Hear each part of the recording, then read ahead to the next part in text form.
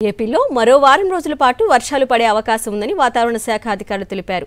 కోస్తా ఆంధ్ర, రాయలసీమలో భారీ వర్షాలు పడే అవకాశం ఉందన్నారు. గంటకు 40 కిలోమీటర్ల వేగంతో గాలులు వీస్తాయన్నారు.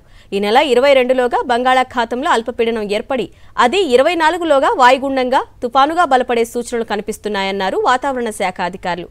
ఇక రోజు లేదంటే రేపటిలోగా నైరుతి రుతుపవనాలు అండమాన్ను తాకుతాయన్నారు.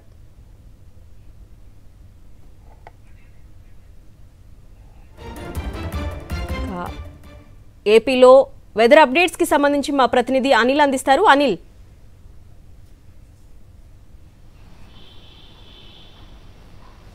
థ్యాంక్ యూ అరుణ. ఇప్పటికే ఉపరితల ఆవర్తనం ప్రభావంతో ఏపీలో ఉన్నటువంటి పలు ప్రాంతాల్లో వర్షాలు పడుతుంటే మరోవైపు వాతావరణ శాఖ ఈ నెల 22వ తేదీన నైరుతి బంగాళాఖాతంలో అల్పపీడనం ఏర్పడుతుందని, అది క్రమంగా బలపడి వాయుగుండంగా ఆ తర్వాత తుఫానుగా కూడా మారే అవకాశం ఉంటుందని వాతావరణ శాఖ అంచనా వేస్తుంది. దీని ప్రభావంతో రానున్నటువంటి వారం రోజుల పాటు ఏపీలో ఉన్నటువంటి అన్ని ప్రాంతాలు, ఇటు రాయలసీమ, కోస్తాంధ్ర, అలాగే ఉత్తర కోస్తాలో ఉన్నటువంటి అన్ని ప్రాంతాల్లో కూడా పెద్ద ఎత్తున వర్షపాతం నమోదయ్యే అవకాశం ఉంటుందని వాతావరణ శాఖ అంచనా వేస్తోంది. ఖచ్చితంగా విశాఖపట్నం, తూర్పుగోదావరి మధ్య తీరాన్ని తాకే అవకాశం ఉంటుందని అంచనా వేస్తుంది. ఎందుకంటే ఇప్పటివరకు వాయుగుండం కావచ్చు, అలాగే అల్పపీడనాల ప్రభావాన్ని ఎప్పటికప్పుడు వాతావరణ శాఖ అంచనా వేస్తూ వస్తుంది. అలాగే 22వ తారీఖున ఏర్పడేటువంటి అల్పపీడనం క్రమంగా బలపడి తుఫానుగా మారితే కనుక దాని గమనం ఏ విధంగా ఉంటుందనేది ఇప్పటికే వాతావరణ శాఖ ఒక అంచనాకు వచ్చింది. తీరం వెంబడి గాలుల వేగం కూడా 40 నుంచి 50 కిలోమీటర్ల వేగంతో అత్యధికంగా గాలులు వీచే అవకాశం ఉన్న నేపథ్యంలో మత్స్యకారులు కావచ్చు, తీర ప్రాంత ప్రజలందరూ కూడా అప్రమత్తంగా ఉండాలని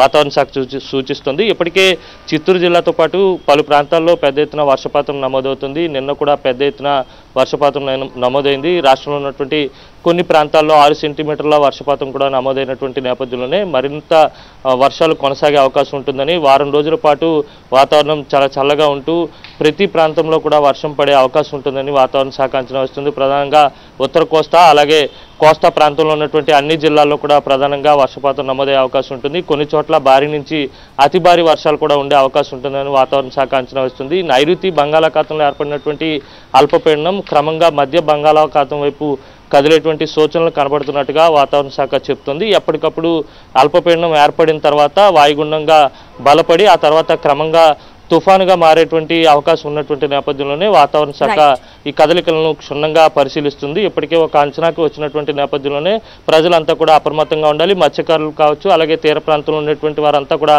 అప్రమత్తంగా వ్యవహరించాలని చెప్పి వాతావరణ శాఖ సూచిస్తున్నటువంటి పరిస్థితి అయితే కనపడతా ఉంది. Aruna. Right Anil, thanks for the details.